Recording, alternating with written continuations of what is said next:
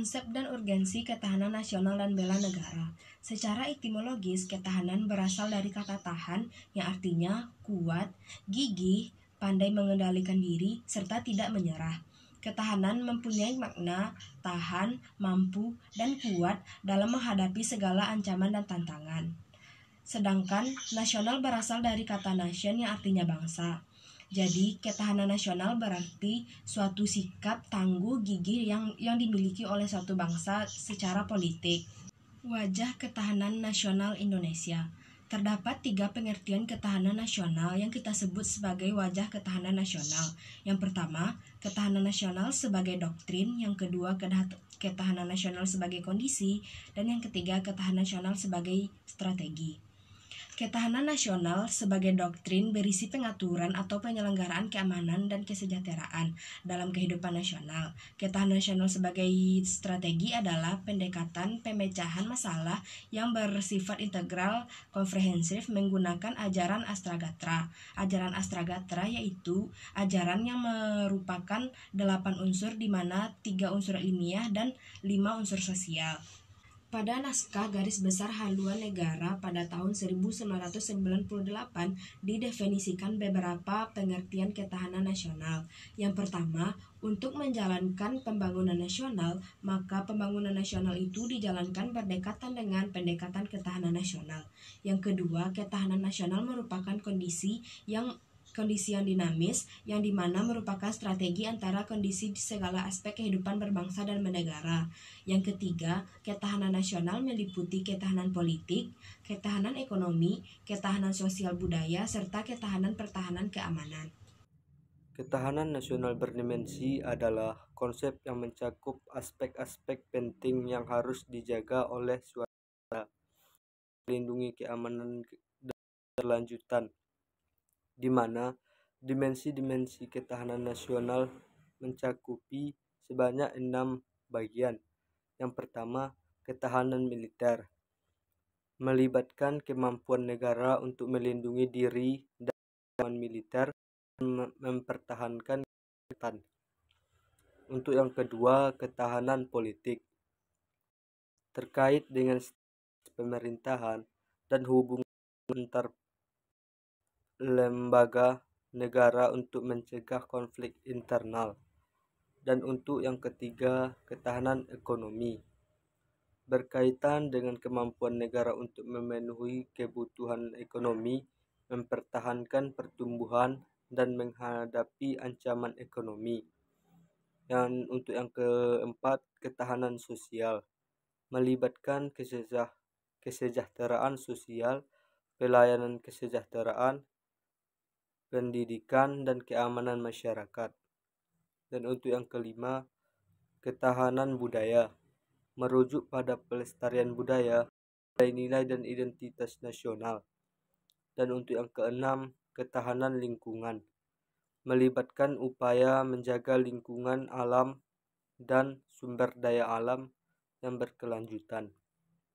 Untuk kesimpulan dari pembahasan mengenai materi ketahanan nasional berdimensi, kita dapat menyimpulkan semua dimensi ini saling terkait dan saling mempengaruhi.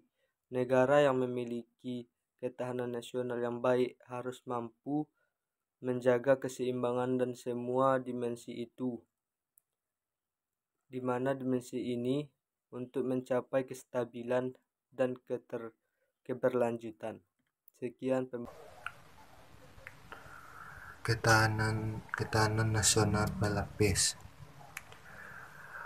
Kemampuan suatu bangsa untuk mempertahankan persatuan dan kesatuan, memperkuat daya hukum kehidupan, menghadapi segala bentuk ancaman yang dihadapi sehingga mampu melangsungkan kehidupan dalam mencapai kesejahteraan bangsa tersebut. Ketahanan nasional terbagi menjadi 5. 1. Ketahanan politik. 2. Ketahanan ideologi. 3. Ketahanan ekonomi. 4. Ketahanan sosial budaya. 5. Ketahanan pertahanan dan keamanan. Ketahanan nasional berlapis terbagi menjadi 5. 1. ketahanan diri. 2. Ketahanan keluarga. 3. Ketahanan wilayah. 4. Ketahanan regional. 5. Ketahanan nasional. Tentang bela negara sebagai upaya mewujudkan ketahanan nasional. Bela negara adalah sikap dan perilaku warga negara yang dijiwai oleh kecintaannya kepada tanah air negara Republik Indonesia yang berdasarkan Pancasila dan Undang-Undang Dasar, untuk menjalin kelangsungan hidup bangsa dan negara yang seutuhnya. Terdapat hubungan antara ketahanan nasional dan pembelaan negara, yaitu kegiatan pembelaan negara pada dasarnya merupakan usaha dari warga negara untuk mewujudkan ketahanan nasional. Ketahanan suatu negara mampu menangkal berbagai ancaman negara sehingga tidak berujung pada kehancuran bangsa dan berakhirnya NKRI. Setidaknya ini terbukti pada bangsa Indonesia yang menghadapi ancaman komunis pada tahun 1965 dan lebih aktualnya menghadapi krisis ekonomi dan politik pada tahun 1997 sampai 1998. Bela negara dapat berkontribusi dalam mewujudkan ketahanan nasional dengan menumbuhkan rasa cinta tanah air dan rela berkorban di kalangan warga negara. Ketahanan nasional dan bela negara sangatlah penting karena berbagai alasan. Yang pertama, perlindungan negara.